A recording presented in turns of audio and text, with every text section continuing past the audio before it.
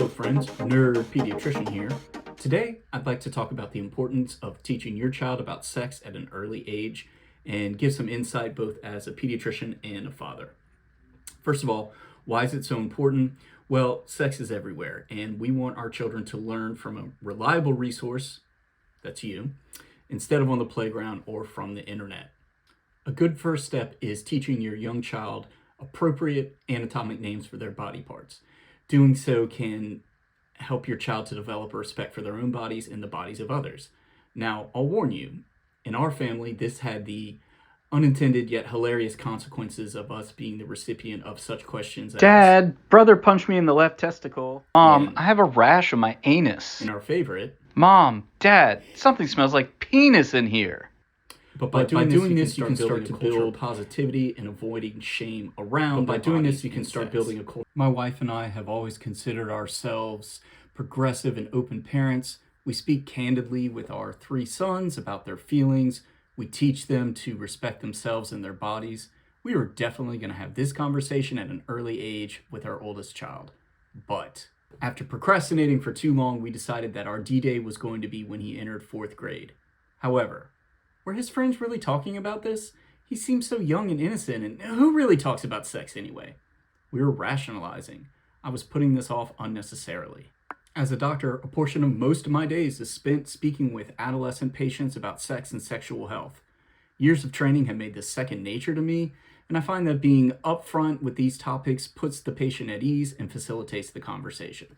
So here's the thing. If even a pediatrician was nervous about starting this conversation with his own child, I'm giving you permission to cut yourself some slack about being apprehensive about it, and I'd like to give you some tips on how to start this conversation. I'll tell you a little bit about how I finally put on my professional doctor's hat and had this conversation with my own son.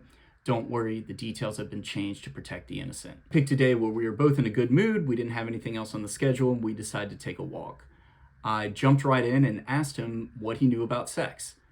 I was greeted with some eye rolling and some "Dad," which told me he wasn't as innocent as I thought and he knew a little bit about sex. After getting over a modicum of embarrassment, he told me what he knew, which was fairly succinct and surprisingly scientific, including some information about how gametes meet. After we established what his base knowledge was, we built on that. A big emphasis of our conversation was on risks and benefits, so specifically physical and emotional.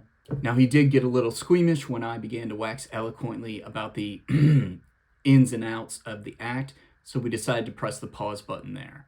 I finished the conversation by telling him he could always come to me or his mom and ask us any questions, and told him that we would check back in with him periodically to see what new questions he had.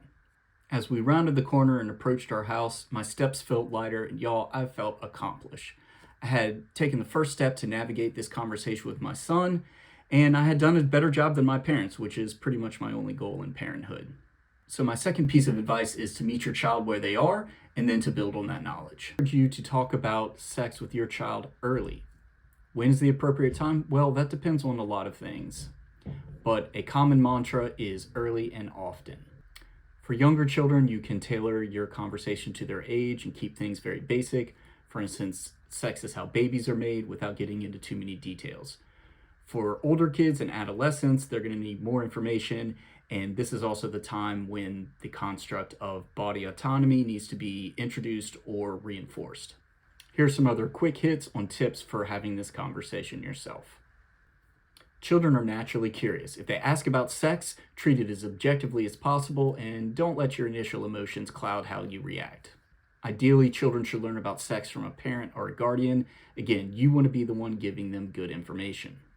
As I mentioned before, early and often is a good mantra, so starting the conversation and then making sure to come back as they get older or as they develop new questions. By speaking openly about sex from an early age, you can avoid creating feelings of shame and embarrassment around this conversation. Meet your child where they are. If they're very young and asking questions, tailor your response to what they need to know at that age. Giving them too many details at a young age can be problematic. Work to keep the lines of communication open and always encourage your children to come to you with any sort of questions. It's perfectly okay to respond to questions with "I don't know." follow that up with, but I'll find out, or we can find out together, and you're setting the tone for an open and healthy relationship going forward. Finally, don't panic. Sex is everywhere. We're only burying our heads in the sand if we think they don't know anything about it. It's so much better for children to learn about this at an early age from a trusted adult than learning it on the playground or from the internet. Whatever your style is, opening up the conversation with your child and showing that you are comfortable speaking with it sets the tone for all kinds of difficult conversations going forward and for a healthy adolescence. I'm happy to report that my son and I have continued this conversation on other dates, and he's come to me with some great questions. Up next, we're going to talk about sexually transmitted infections. I'm still working on my PowerPoint and the photos for that one. So, cut yourself some slack, go out there and do that hard thing that you've been putting off. You'll thank yourself later. Thanks for watching, and as always, if you have any comments or questions, please leave them below.